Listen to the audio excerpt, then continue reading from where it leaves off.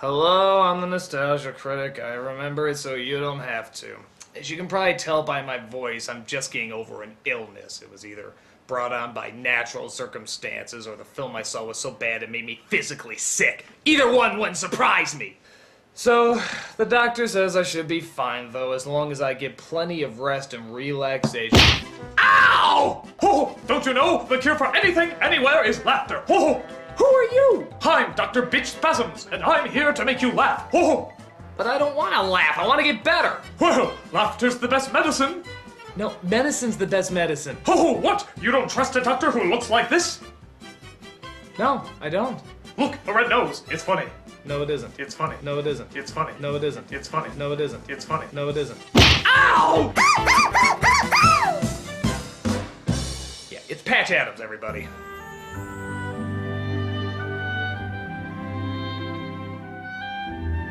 I know what you're thinking. Oh, Nostalgia Critic, you're against new forms of medicine and new techniques. No, I'm not. I'm against a bad Robin Williams movie horribly relaying that new form of medicine and new techniques. I personally don't know if the techniques of the real Hunter Adams work. Maybe they do. Maybe he's a genius. From what I've looked up, he seems pretty legit. But the way they're trying to tell his story is such a cliched, emotionally forced dick fest. It makes me want to kick him in his comedic dangly red balls. So let's see how much based on a real story can get away with. This is Patch Adams. So how is the raunchy Williams going to make his entrance in this film? Oh wait, is this the actually funny Robin Williams or the shoving inspiration down your throat until you puke Robin Williams? Cue the piano. We see Patch checking himself into a mental institution because he's suicidal. Now, is it me, or would they put the suicidal person in a less threatening, holy shit, I want to shoot myself location than this?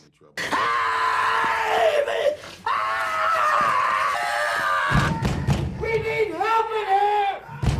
Somebody! Yeah, I'd be afraid of a Fisher King reunion too. I don't know, even for 1969, wouldn't they know not to put a person who's, for the most part, calm and of sound mind in a ward filled with screaming, unstable people? Well, maybe they're not unstable. Maybe they're just misunderstood. Oh, Pat, show us the way. I think he has a question. You find that funny, Hunter, making fun of a man's infirmity? Maybe he does have a question. He's alive. He's catatonic. He still has a brain. Maybe he wants to participate too. Maybe Beanie knows a lot more than we give him credit for. Yeah, that's true. Maybe we should treat him like a person instead of just some useless punchline. Beanie, how much taller is Wilt Chamberlain than you? How do you say hello to Hitler? Who would win a staring contest? Beanie! Who fought it? Beanie! Who likes to masturbate? Our healer, everybody! When he's not done making fun of what's wrong with you, he goes down to the orphanage to mock the kids with no parents. Oh, wait, that's right. Adams is the hero because the big bad establishment doesn't want people laughing. This is most unorthodox. How many fingers do you see? 4. 4? Another idiot. He also befriends a brilliant mind that went crazy a few years ago. But, of course, Patch connects with him. How many do you see? There are 4 fingers, Arthur. No. Look at me. You're focusing on the problem. If you focus on the problem, you can't see the solution. Never focus on the problem. Look at me. Now that's a good point. In fact, most of the time, I don't even want to know what the problem is. I just want to focus on the solution. Nostalgia Critic, there's a... Don't tell me the problem. I only want to focus on the solution. I see a banana. Use a banana. A banana's gonna put out a fire? Yes, it is. But I don't think that... Are you part of the establishment? No. Then use the banana! There,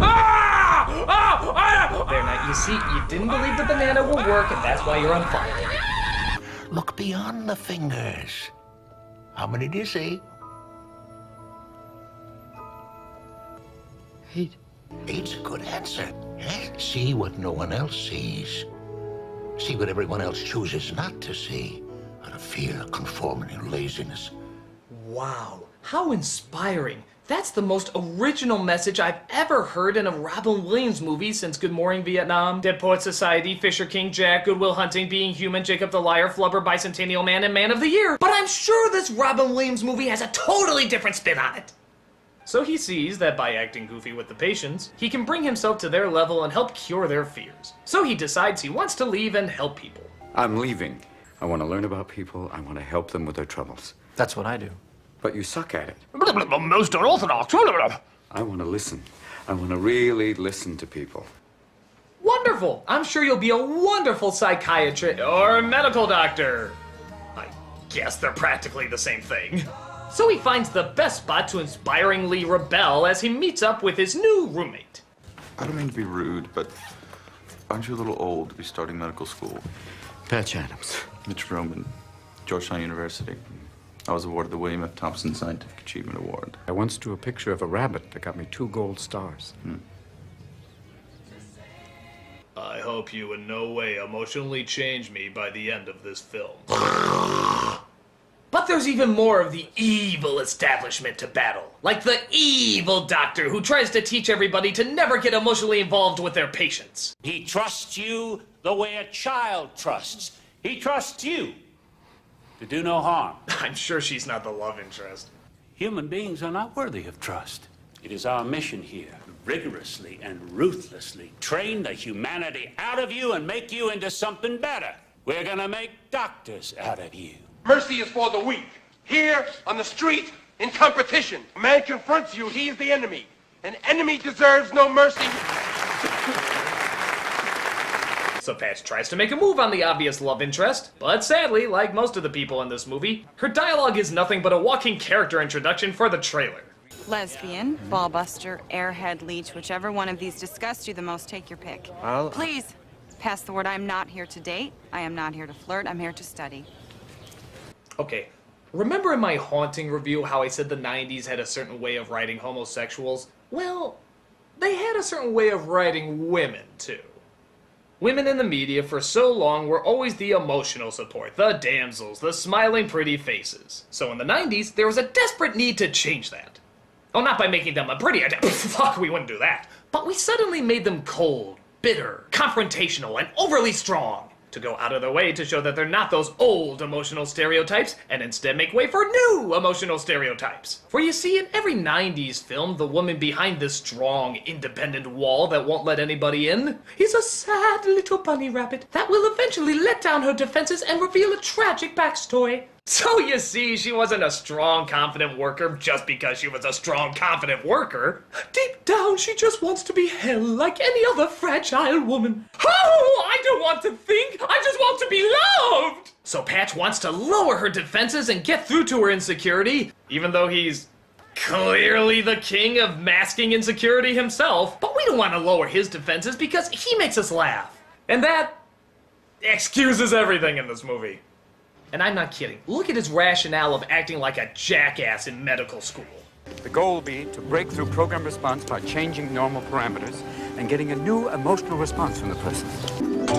Hello. Hi.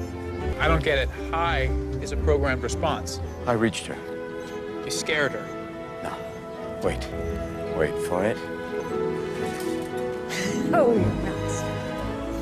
A smile. Oh yeah, that's a rational response, and not some contrived screenwriting device. Ow! Oh, you see? I connected with you. No, you didn't! You hit me in the face! Wait for it.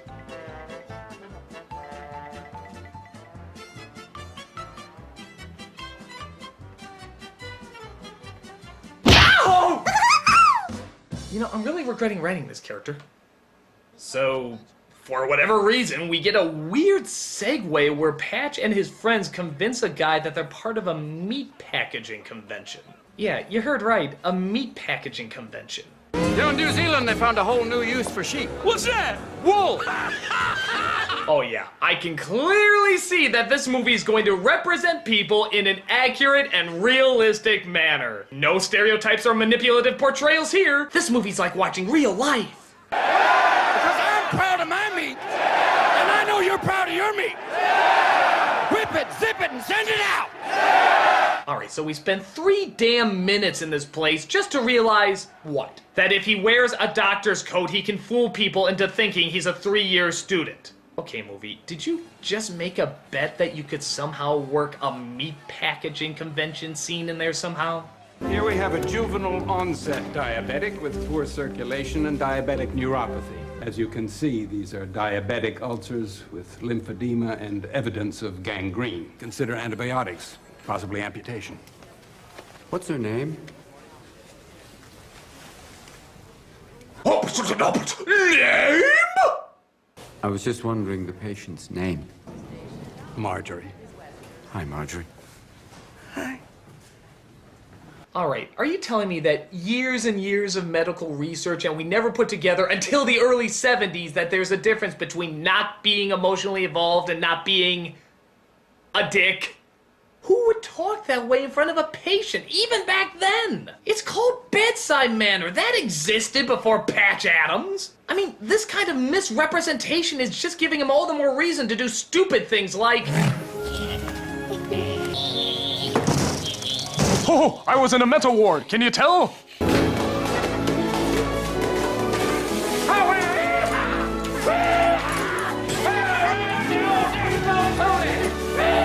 Awesome, wonderful. I mean it. That's really, really great work. Be a clown. I mean, you're clearly not doing anything here representing a doctor. Go to hospitals and cheer people up. That's fine. I have no problem. But I'm sorry, if choosing my doctors comes between this... Stabilize the blood sugar. Consider antibiotics, possibly amputation. And this... I'm choosing the amputate guy. I don't trust him with a saw.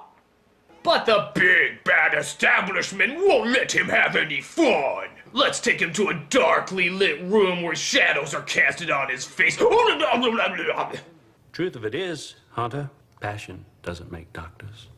I make doctors. But don't you think it would be Our better? way of doing things is a product of centuries of experience. It's my hospital. First, we will heal patients, and then the world. But the doctor's cold-heartedness does not sit well with the charming rebel. 1432, deviation of the tongue. I think we'd learn more if we were working closely with patients. I thought that's why we're here studying, to learn enough to help the patients. Yes, that is right. Adeline, don't waste your breath. Don't you... If he does that again, you can shoot him. Don't you think I see through you? You act like you're above the system when you're really just a nonconformist. You have to get under the fingernails of any authority figure that crosses your path as a way of dealing with some insecurity. That is correct! That is correct! Please hand over the rest of the movie to her. Clearly, she should be the focus. Listen, can we get back to the tongue, please? What if a doctor becomes emotionally involved with a patient? What is wrong with that? Does a doctor explode? No. You know what I'm gonna do? You know, I'm gonna take that scene, I'm gonna put it away, and I'm going to save it for later. Because trust me, that scene is really gonna stab this movie in the ass later. No, it's okay, you'll get your chance. No, don't touch anything out there. No, don't touch that! Ugh. Bad scene! That's a bad scene!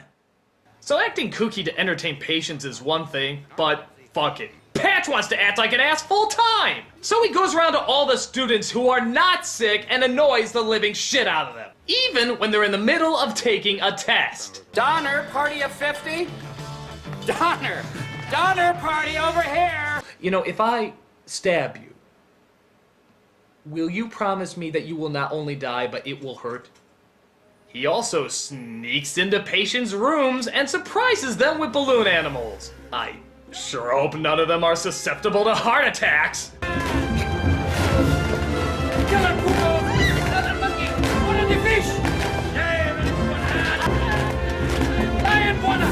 Oh, and thank God sleep isn't important to any of the other patients in this ward. It's not like they put them in those beds overnight to get rest. No. It's to watch people have mental breakdowns with balloon animal safaris.